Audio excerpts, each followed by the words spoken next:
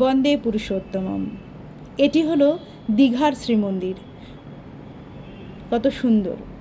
পরমদয়ালের দয়ায় বিভিন্ন জায়গায় যখন ঘুরতে যাই, ঠাকুরের চরণাশ্রিত মানুষজনদের সঙ্গে দেখা হয়ে গেলে মন প্রাণ একদম প্রফুল্লিত হয়ে ওঠে।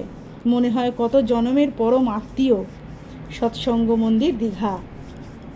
তাদের সঙ্গ করা, তাদের সাহচর্য করার সৌভাগ্য যে প্রাপ্ত হয়, তাছাড়া ঠাকুরের বাণী, আলোচনা ইত্যাদি নিয়ে তাদের সঙ্গে মেতে থাকা, সেও কিন্তু একটা প্রাপ্তি। মন ভালো হয়ে যায়, তেমনি সারা শরীর যেন এনার্জি প্রাপ্ত হয়, মানে একটা এনার্জেটিক ফিল আসে। দেখুন, মন্দিরের কিন্তু এখনও কাজ চলছে, কাজ কমপ্লিট হয়নি, কনস্ট্রাকশনের কাজ চলছে।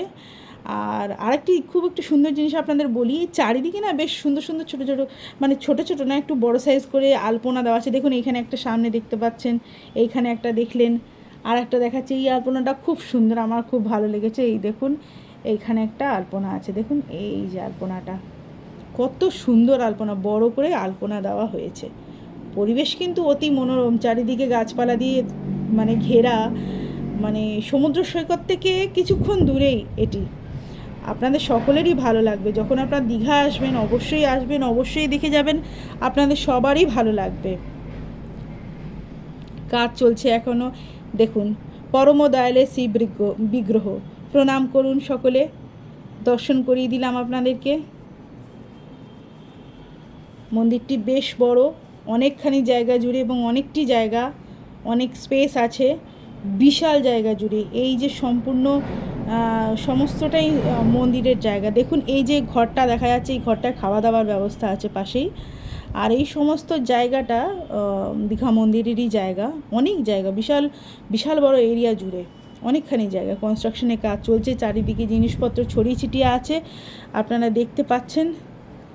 দাঁড়ান, আপনাদের জগজ্জননী লক্ষ্মীশ্বর প্রিন্সেসের বড়মার বিগ্রহ দেখাই। ঠাকুরের বিগ্রহ, চলুন। এই হলো আমাদের জগজ্জননী লক্ষ্মীশ্বর প্রিন্সেসের বড়মার শ্রীবিগ্রহ। প্রণাম জানাই বড়মাকে। আপনারাও সকলে প্রণাম করুন। অনেকখানি জায়গা জুড়ে, অনেকখানি জায়গা। যখন মন্দিরটি পূর্ণ হবে তখন যে কী অপূর্ব দেখতে লাগবে। আর এই যে জায়গাটি আপনাদের দেখাচ্ছি অ্যারো করে, দেখুন এই জায়গাটা হচ্ছে অতিথিশালা। বাইরে থেকে যারা আসে তারা এখানে এসে ওঠে, এটা থাকার জায়গা। অনেকটাই বড়, দেখতে এখান থেকে অল্প লাগছে।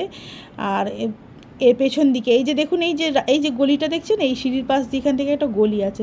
এই গলির দিক দিয়ে পেছন দিকে গেলেও অনেকটাই থাকার জায়গা আছে সবার জন্য। তো আপনারা যখনই দীঘায় আসবেন অবশ্যই মন্দিরটি দর্শন করবেন। মন্দিরটি যদিও এখনও কাজ শেষ হয়নি, কাজ শেষ হতে কিছু বিলম্ব আছে, অবশ্যই দর্শন করবেন। দেখুন, দীঘায় তো আমরা যাতায়াত করি, কিন্তু দীঘা শ্রী মন্দিরে এলে সকলের সঙ্গে দেখা হলে, ঠাকুরকে প্রণাম করলে যাত্রা শুভ হয়।